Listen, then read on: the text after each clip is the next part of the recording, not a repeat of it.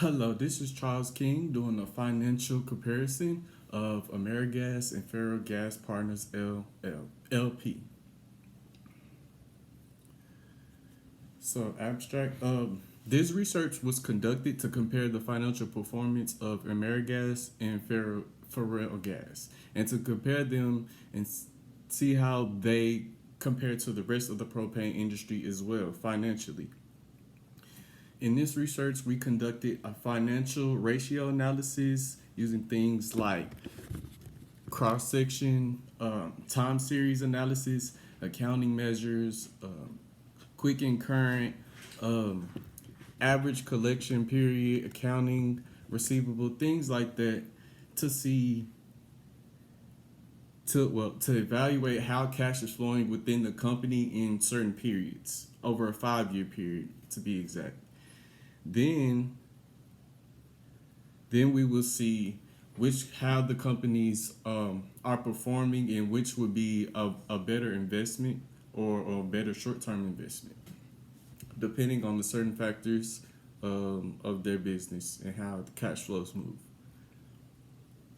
For a short, brief introduction of American Propane Gas, the company was founded in 1951.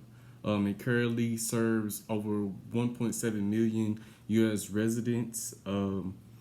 They have business in all 50 states, including Puerto Rico, the U.S. and the U.S. Virgin Islands. They specialize in commercial, industrial, and agricultural motor oil. So any propane tanks with propane, they provide that.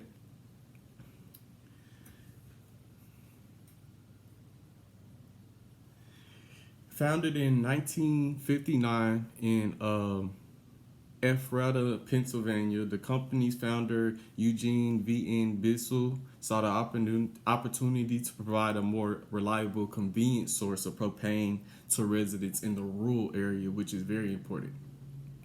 Very important. Pennsylvania. So, after he got a little time with sales, he started doing commercial, residential, and industrial, and continued the agricultural and rural fuel sales. And we will move on to Ferro. Now, Ferro Partners LP is one of the leading distributors in competition with AmeriGas.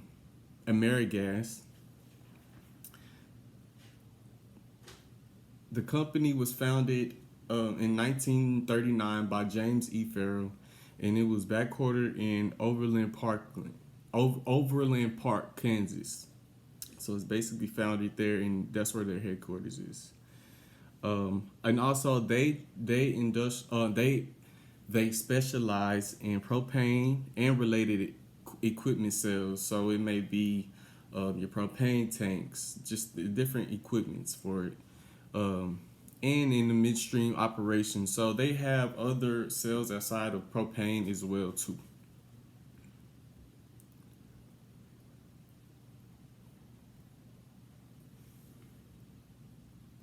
We will move on to the financial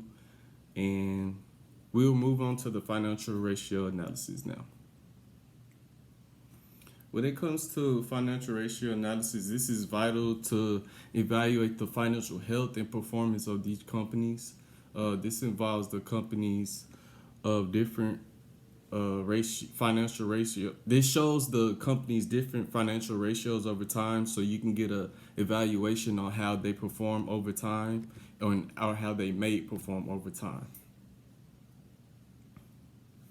So first, we'll start with the current ratio.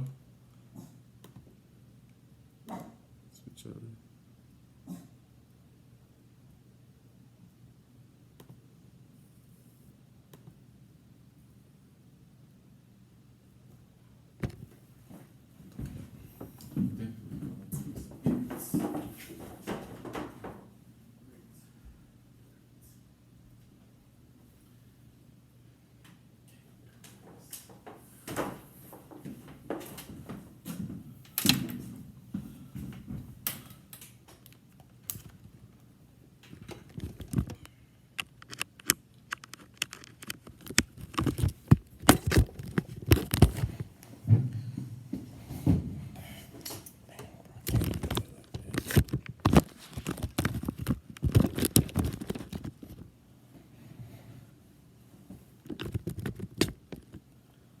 I'm sorry, we're gonna do a little switch over. My iPad tried to die on me mid video.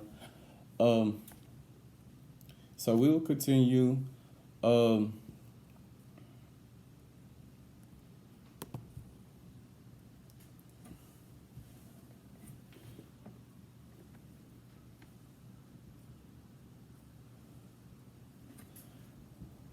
Now we will start with average collection period.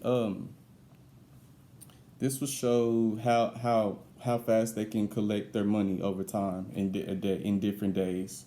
Um, so for 2020, we had a 1.897 million, which would be uh,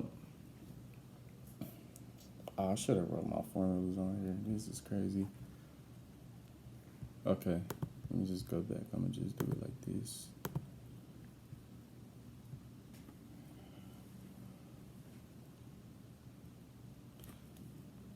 All right, so we will start with the average collection period. This shows how many days the company can get all their money back from collections as far as their cash flow. This is used by calculating the accounts receivable divided by total sales times the number of days in the period. So right here in 2021, we have an ACP of 20.4 and 21.2 in 2020 and 23.1 in 2019. In 2018, we had 24.6, I'm sorry, ACP. And 2017, we had 24.8. 2016, we had 22.5, which give us an average of 22.2 days. And when you come to all the things that Ferrell Gas came with after their average collection period, they had 19.5 days. So it's best to say that Ferrell Gas is collecting on their cash faster than AmeriGas is. Accounts receivable turnover. Now this is used by dividing the net sales and the average accounts receivable. So when you get all these ratios, you divide them, take all your net sales and everything. For the average of AmeriGas, it was 15.7, and the average for Ferrellgas was 17.9. So based on the calculations of Ferrellgas has a 17.9 turnout ratio average. This indicates that Ferrellgas is collecting its accounts receivable more quickly as well, faster and quickly and more efficiently than AmeriGas. Inventory turnover ratio. So this is going to calculate how efficiently a company manages its inventory by calculating the number of times the inventory is sold and replaced during a specific time period. So with all these ratios, you could tell AmeriGas has consistently higher inventory turnover ratios because they have in 2021 they have 14 and they average about 13 in this point. And Ferrellgas only averages about 11, 12.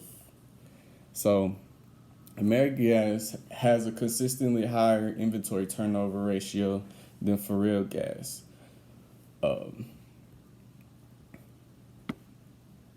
The average age of inventory. This measures how long inventory sits within the company before it is sold. So as far as AmeriGas, their average age of inventory was 30 days. Basically, they can get something at the beginning of the month and get it gone at the end of the month. And Ferrell is not too far behind. Their average is 30.1, so it might like take a day, not even a day, like couples hours after they can get their thing sold at AmeriGas before everything at For Real Gas gets sold. About the same. Inventory to net working capital. This measures the portion of a company's net working capital. Oh, my bad. Net working capital and is tied up in its inventory. This is defined by the current assets minus the current liabilities and represents the funds the company has to cover its day-to-day operations. So on average, AmeriGas carries a 52%, and the average inventory of net working capital for Ferrogas is 41.7. I don't know why it's have ratios, but have percentages, but yeah. So on a day-to-day basis, AmeriGas is able to cover their company's day-to-day basis more efficiently, basically, than Ferrogas.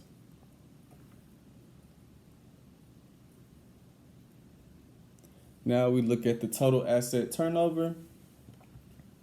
Total asset turnover measures the company's ability to generate revenue from its assets. So, with that, we will be taking the net sales divided by the total assets. So, average, we can see that Ferrogas has a higher total asset turnover than AmeriGas, indicating that it's a better generation of revenue from its profits. So not everything is going to be like a one-sided thing when you're doing these financial breakdowns, because one company may be getting return on interest or return on equities faster. One company may not have as much debt, so it just depends on how you want to invest in a company and what's it's looking like as far as the financials and what you're willing to work with. So we'll continue with fixed asset turnover. As far as the fixed asset turnover, this shows how efficiently a company is using its fixed assets to generate the sales. So we will use the net sales divided by the average fixed assets. So the net sales all the way down, when you get an average for the turnover ratio of AmeriGas is 2.37, and you get your average at Ferrogas is 1.53. So AmeriGas is much more able to make more money off its general sales.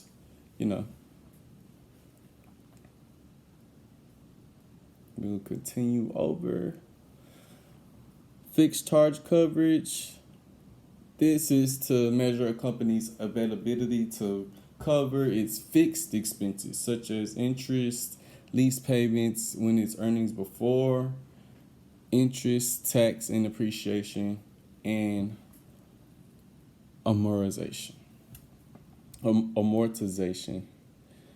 So we will use this formula right here.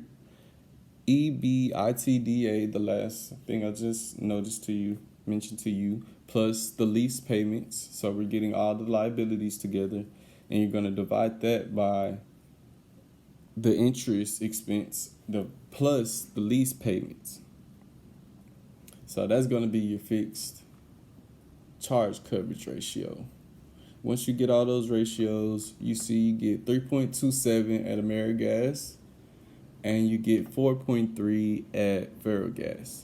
Based on the calculations, Ferrogas has a higher average fixed charge ratio period over the 2016 to 2021 period.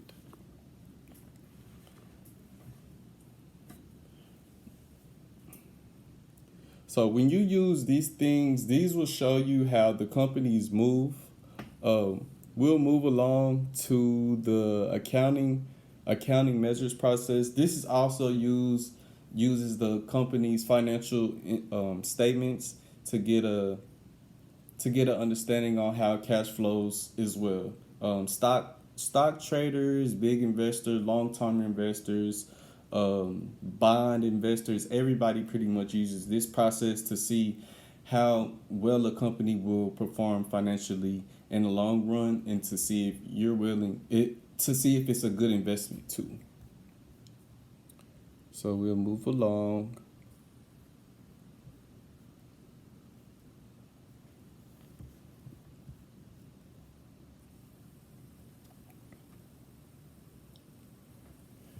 All right. So we're at the accounting measures.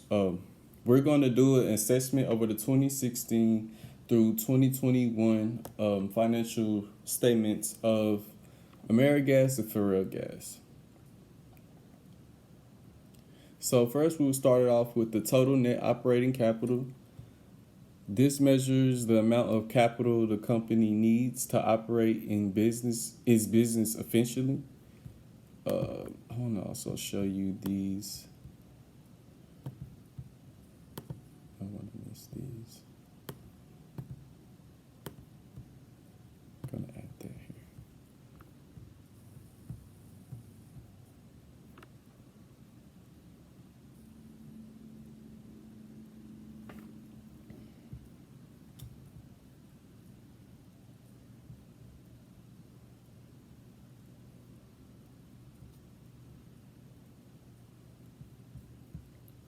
Ooh, this is an edit right here. I feel it. Okay, right here. So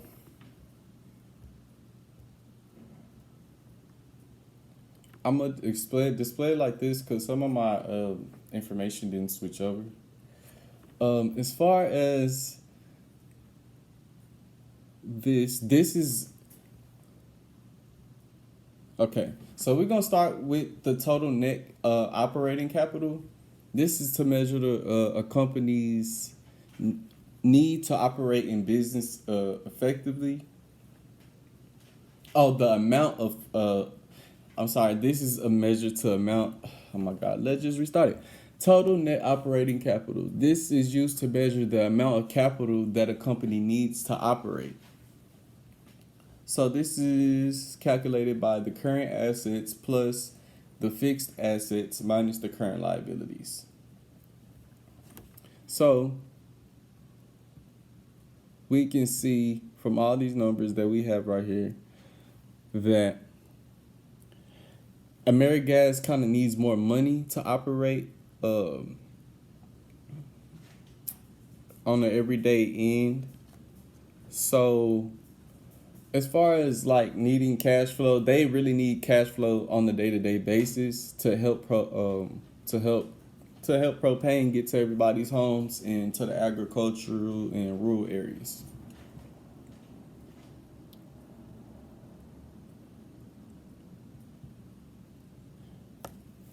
PAT.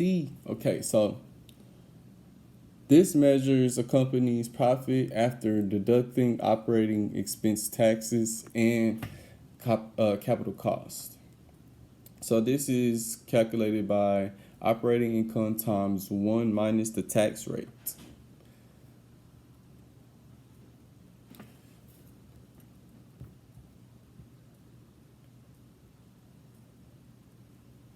So from these numbers, I don't know why my numbers didn't switch up.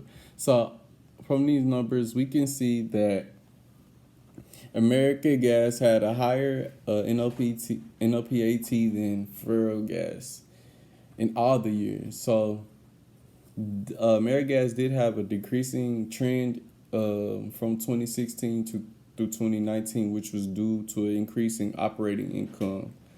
However, it increased in 2020 and decreased again in 2021 due to a decrease in operating income. Fresh cash flows. I don't know why my stuff didn't switch over. Okay. So this is free cash flows. This displays the operating. This is calculated by getting the operating cash flow minus the capital expenditures. So when you get all these ratios right here, you can see that AmeriGas has a higher FCF than Ferrogas through the years.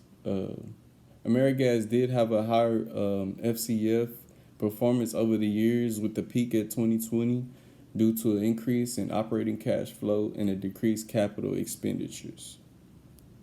It's a short synopsis of that.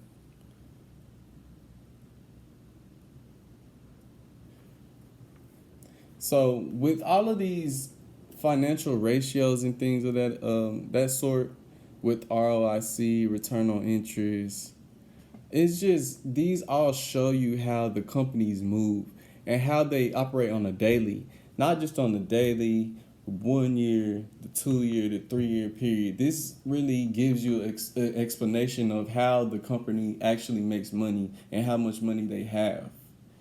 Just how the company moves, and if it's a good investment, to see are they worth it to be in your business portfolio. Thank you. This has been my financial comparison on